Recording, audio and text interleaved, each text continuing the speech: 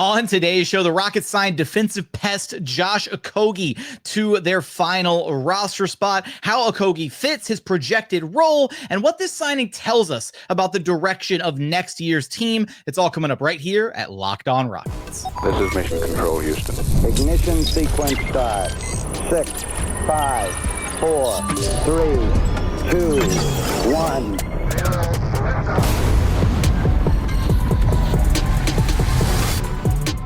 What's up and welcome to another edition of Locked On Rockets, your daily podcast home for everything Houston Rockets basketball. As always, I'm your host, Jackson Gatlin, native Houstonian and credentialed media member. I'm also the host of Locked On NBA Thursdays. Be sure to follow along wherever you listen to your podcasts or on YouTube. Just search Locked On Rockets, where the best way you can help us grow our show is to listen every single day on a podcast platform you're choosing, and then like, comment, subscribe on YouTube.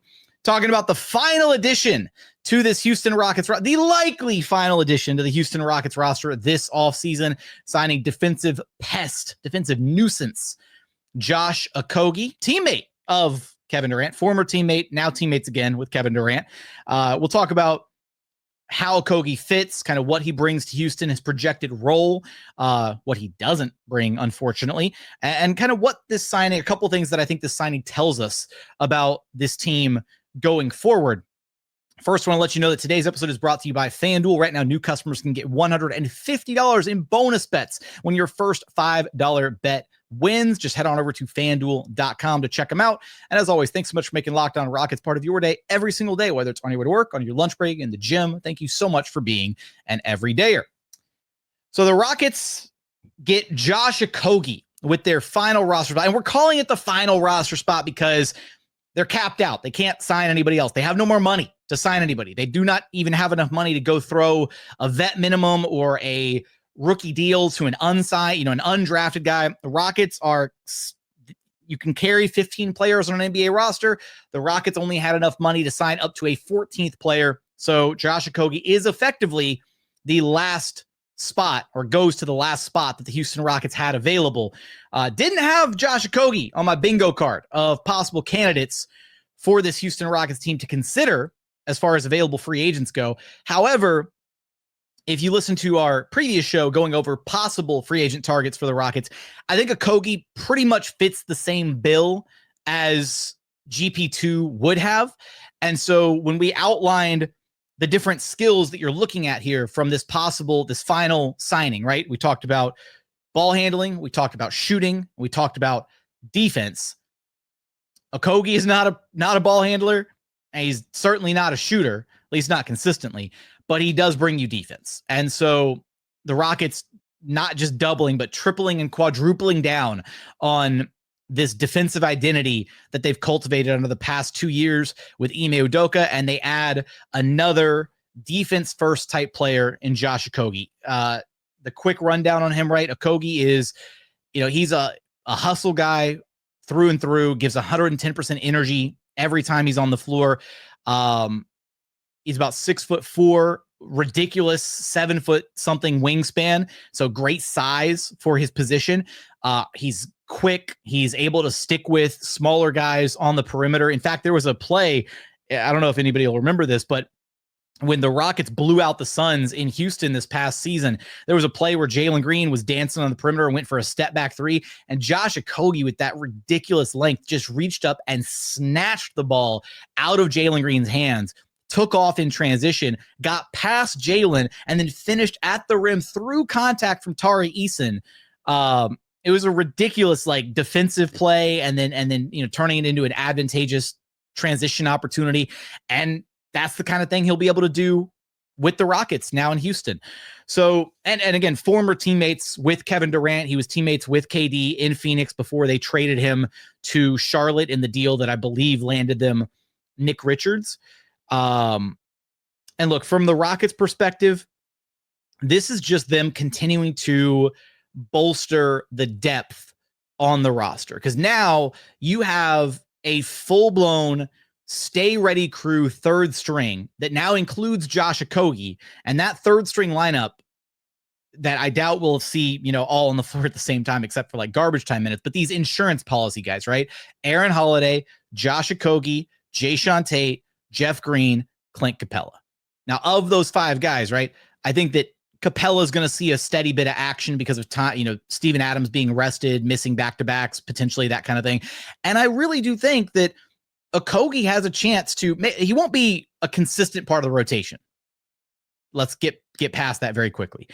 But I think very situationally, I could see Ime Udoka electing to go with Josh Okogie for certain matchups in place of a guy like Dorian Finney-Smith, right? The Rockets have so many wing defenders. They've got so many guys who can clamp down on the perimeter. But one area that we talked about that was a bit of an area of weakness, maybe not quite as glaring of a weakness as the lack of ball handling on the roster, or the fact that, you can't ever have enough shooting on a roster. And this Rockets team is still a team that I won't say is devoid of shooting, because they added, KD, one of the most efficient players in the NBA. They added DFS, a 40% plus 3-point shooter.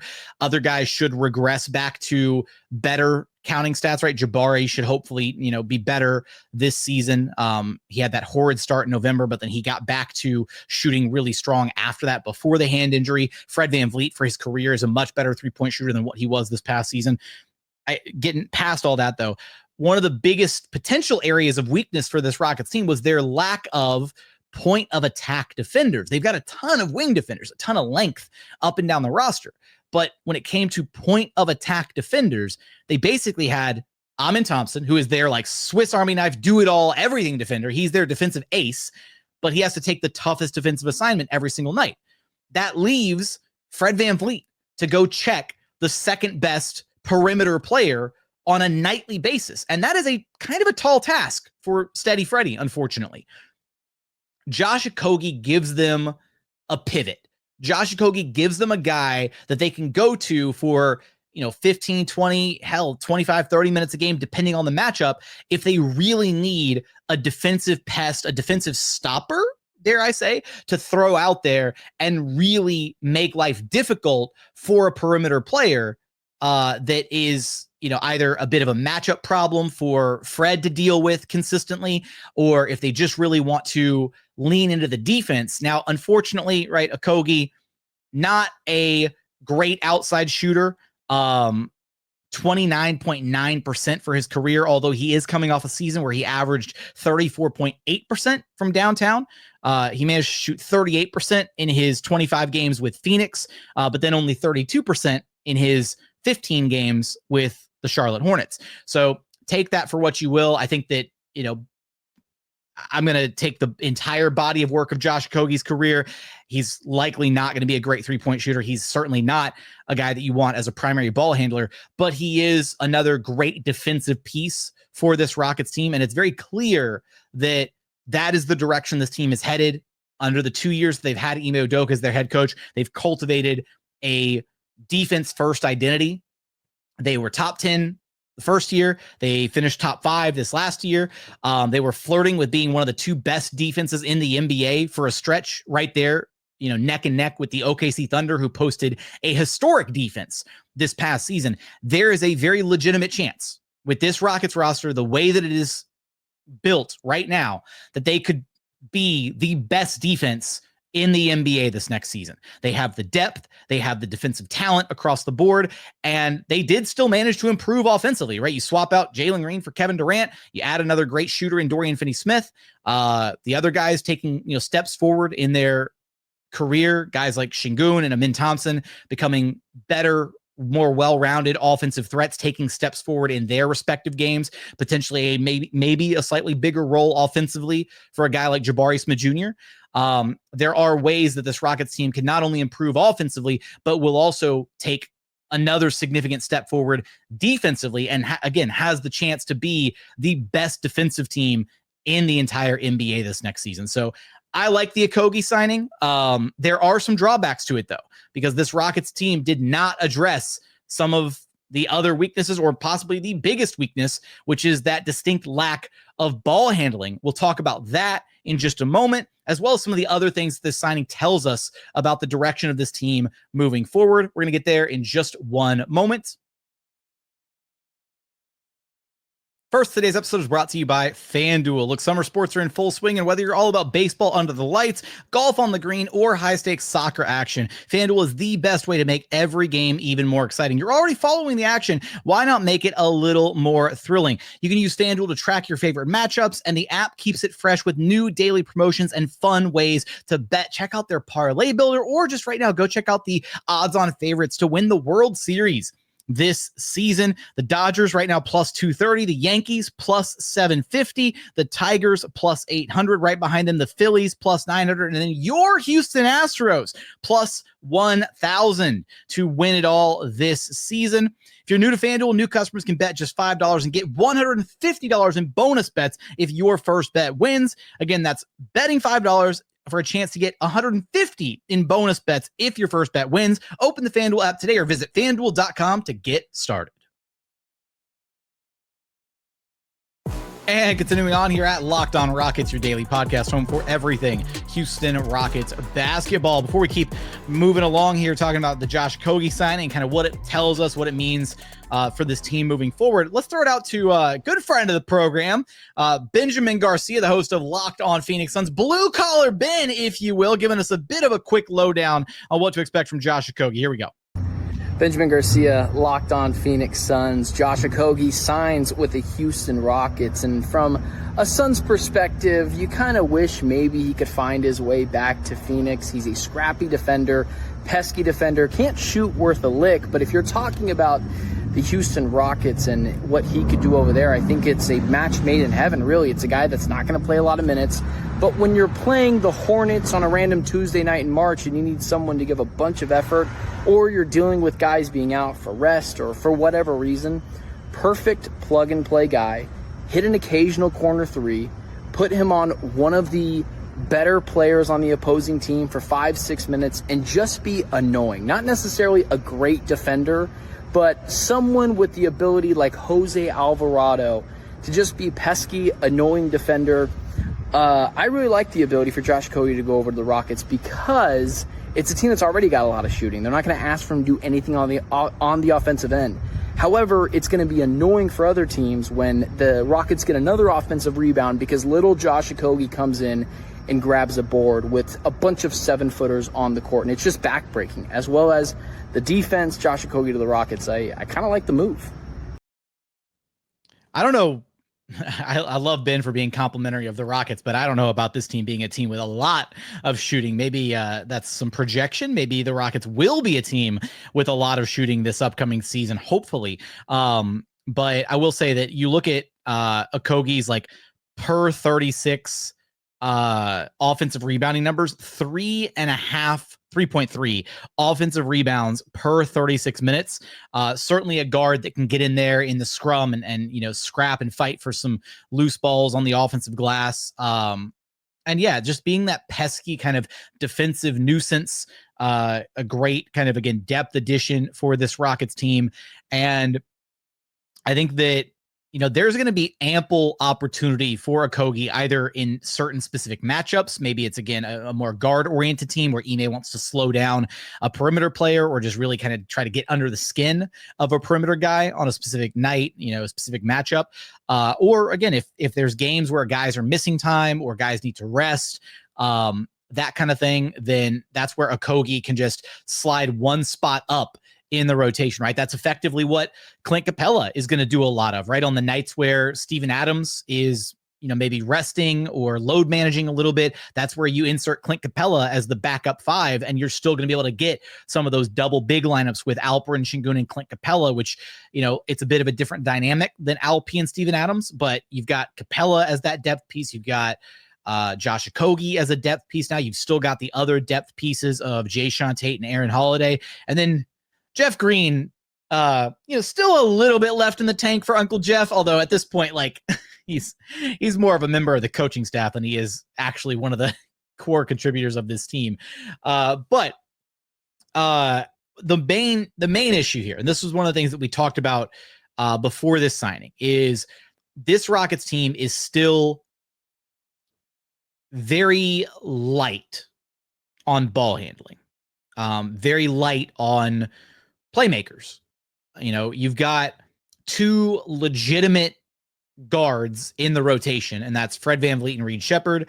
You've got Ime Thompson as your other ball handler outside of those two guys. Hell, even your third string guard in Aaron Holiday isn't really a ball handler. He's like a 3-and-D, point guard, essentially. And so that remains a bit of a concern with this Rockets team moving into next season. However, I will say that one of the things that I think is important to note about this Rockets team and kind of their offensive identity, if you will, they haven't been a team that really passes the ball a ton in the 2 years that they've had Ime Udoka.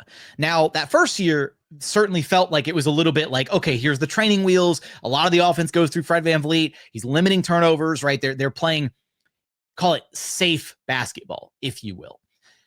And they kind of, doubled down on that last season, right? This Rockets offense is not an offense that passes the ball 20 times on a singular possession to try and find, an open cutter or the best shot or something. There's a lot of one pass shot, two passes shot, that kind of thing. Very simple offense. A lot of it either, heavy pick and roll with Jalen Green and Alperen Sengun, or Fred VanVleet and Alperen Sengun, or an Alperen Sengun post up or face up that leads to a double team and then a kick out, and then maybe one or two more swing passes around the perimeter to get to that open shot. But there's not a ton of off-ball actions and movement, and it's not like, the beautiful game Spurs or the Warriors or any of that stuff. And one of the benefits of that from an offensive identity perspective is the Rockets are one of the best teams in the NBA at taking care of the basketball, at limiting their turnovers. So in a weird way, by design, with how this Rockets team has kind of approached the offensive side of the ball the past 2 years, they kind of maybe don't need, another ball handler or another guy who's going to be setting the table and creating for others. Like, they've got the guys that they have. They've got Fred, who they are going to rely on very heavily.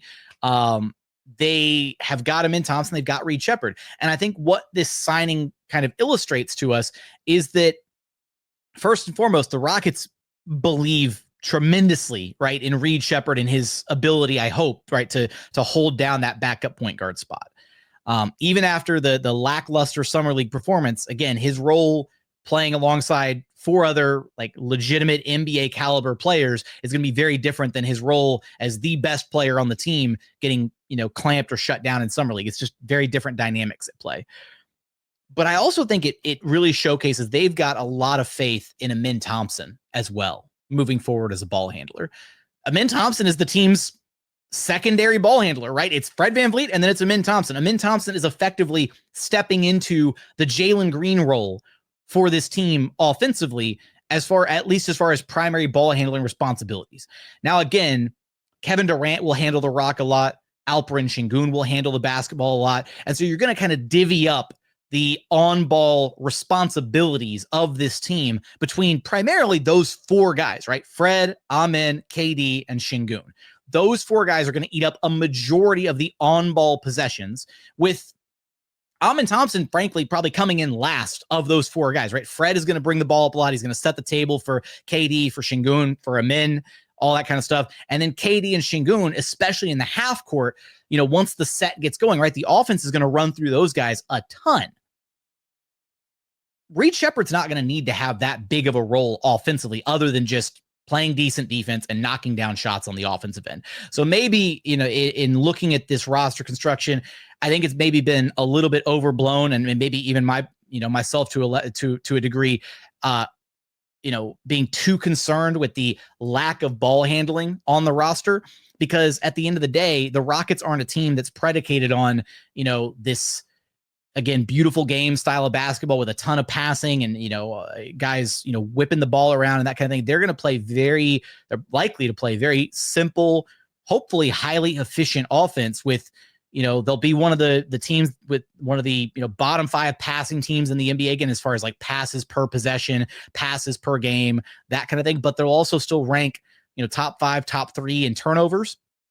And so that's one area where Okogie doesn't necessarily bring ball handling. But I think that this signing kind of tells you that the team is okay with where they're at, right? They're not worried, at least internally, right? And with the way the roster is constructed, they're not worried whatsoever about their ability to initiate offense or who's going to take care of the basketball, right? They've got enough guys that they feel are going to eat up those possessions that they didn't feel like they had to go out and go get a Malcolm Brogdon or a Cameron Payne to be a more traditional backup point guard who can help facilitate and set the table. They prioritize getting one more versatile defender, a guy who fits Ime Udoka's identity and provides them yet another fantastic depth piece in order to get through the grueling 82-game slog of the regular season. Coming up, want to share final thoughts on the Josh Okogie signing. One more thing that I think this tells us about next year's team. Think about some of the potential lineups at play here and more. We're going to get there in just one moment.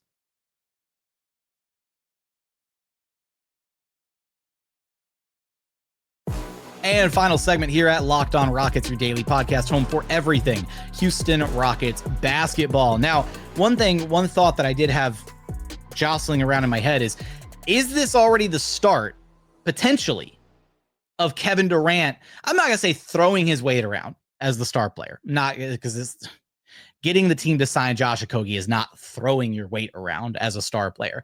But I do wonder how much influence, if any, that KD had in the Rockets front office choosing Josh Okogie, right? Former teammate. They played together in Phoenix.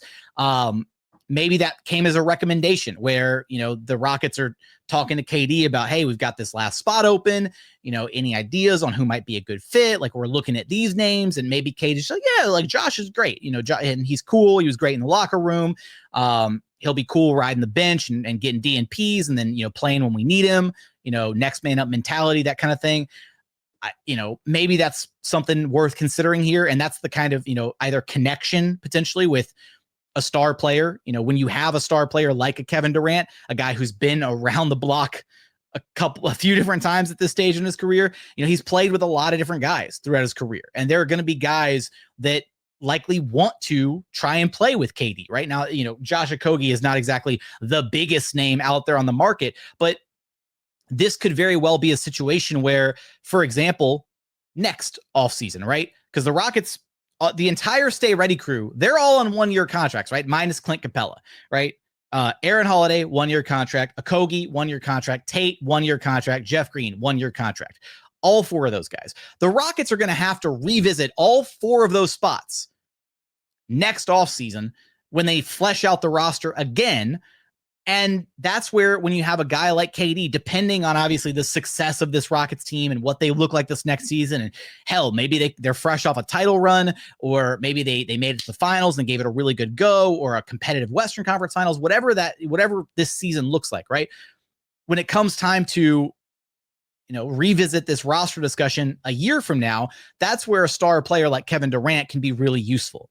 Or even a team that's just an attractive destination like the Houston Rockets, both geographically. A lot of NBA players like Houston as a city. And then on top of that, just being able to flesh out the roster and add, those 2 or 3 or 4 vet minimum guys at the end of the bench who understand that their role is to be that end of the bench depth piece, that end of the bench insurance policy, that garbage time guy who checks in when it's a blowout, whether, good or bad blowout, although hopefully on, for this Rockets team, a lot more, being on the good side of a blowout than on the bad side of a blowout, that kind of thing. And it is hard, sometimes to find players like that are willing to accept that role, but also are still able to be, relatively decent contributors when their number is called. And that's the really nice thing about Aaron Holiday, about Jayshawn Tate, about Jeff Green. We know to expect it from Clint Capela because he's fresh off being a direct backup, not even just a third string backup. He was a legitimate backup, and he was the Hawks starter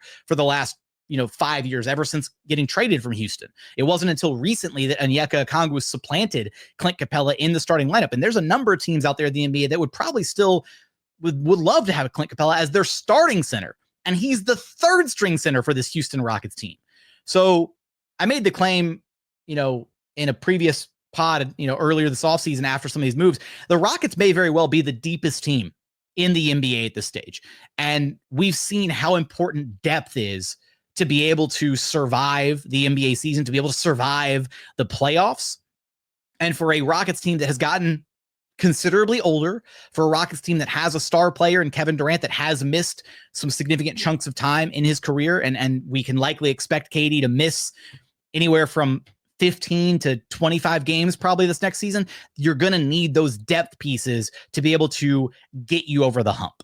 And the Rockets are very clearly leaning into the defensive identity, and that's what the Josh Okogie signing kind of brings them. Now, I will say, I did see this wild, like, fan theory out there that the Rockets are teeing up a Tari Eason trade, and that's why they went and got Dorian Finney-Smith, and that's why they went and signed Josh Okogie, and that's why we haven't seen a Tari extension.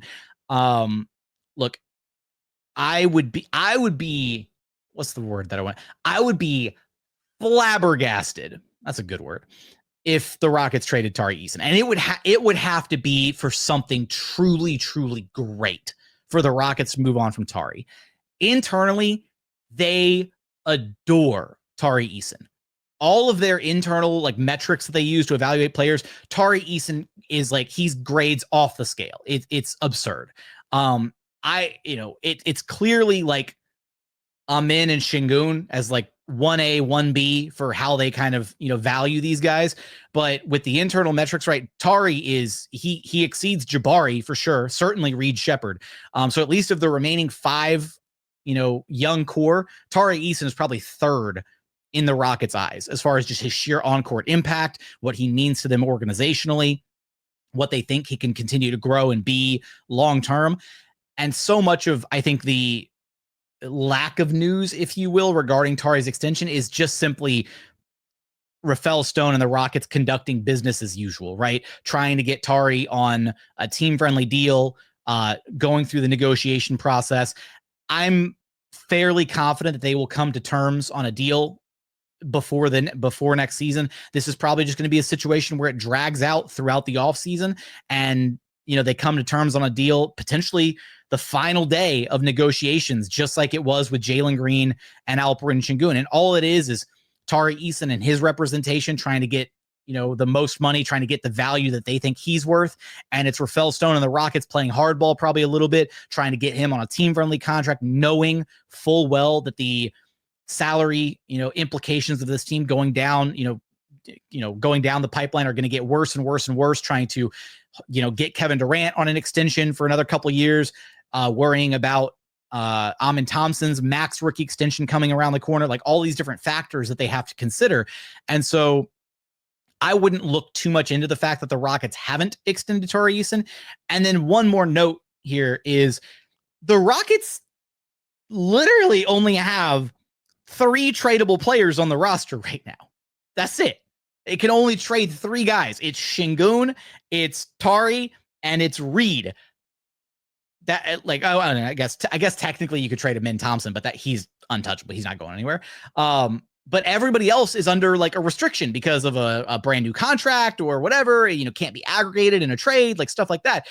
And so I guess, like, very theoretically, if the Rockets wanted to make one more swing, one more roster adjustment, what have you, I guess technically they could try to package Tari and Reed together to go get something, or trade one of those guys individually to go get something. But the financial complications of that, them being literally butting up against the first apron, they have very little financial wiggle room to be able to do anything to bring in another impact contributor. Certainly that I can't imagine a world in which they would be able to trade Tari and get something back that would be more beneficial to this team than the value that Tari gives them on his current contract and current structure. Just really can't see it. And again, if you did package Tari and Reed together, you'd have to take back less salary, because then you'd have to be able to go get another vet minimum guy to field the 14-man roster, because that'd be a 2-for-1 trade. So there's a lot going on here. And I think there's just a handful of Rockets fans that are running wild with this, concern as to why Tari hasn't been extended yet. It's just both sides doing their due diligence. I think we should just leave it at that. But yeah, man, this Rockets team is stacked.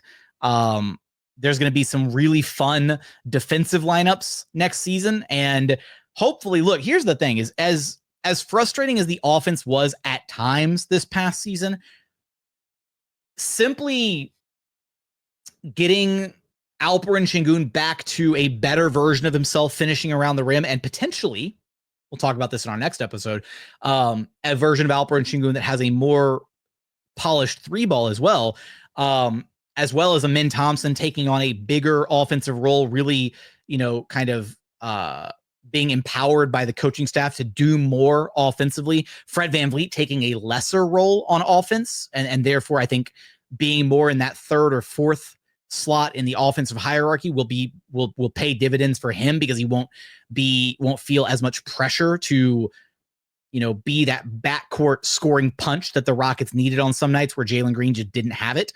And then obviously with KD, right, one of the most efficient players in NBA history, this Rockets offense is going to take a step forward this next season.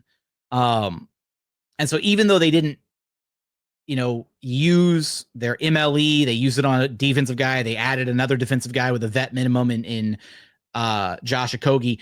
Even though I think that there were some names out there that could have been interesting additions, could have given the Rockets a little bit more offensive pop or a little bit more ball handling, playmaking ability, that kind of thing. Ultimately, with where this Rockets roster is at, they've got lineup versatility across the board. You can run these insane 5-man defensive lineups where you could have like Okogie and Ime Thompson and Dorian Finney-Smith, Tari Eason, Jabari Smith Jr.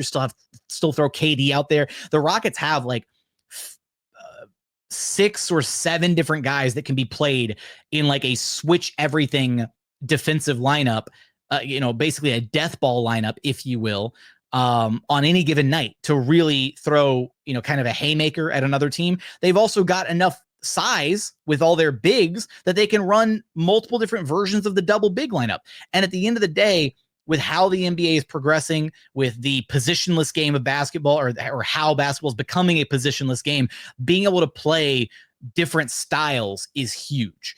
I think that a couple of the teams that were so successful this past season really illustrated how important it was to not only be able to play big if needed, but to also be able to play down to size if needed, right? Hell, the OKC Thunder were a team that had 2 stellar big men in Chet Holmgren and Isaiah Hartenstein. And sometimes they ran double big and they were very effective with it. And other times they ran 1 big and a bunch of guards. And so that's what the Rockets are going to be able to do.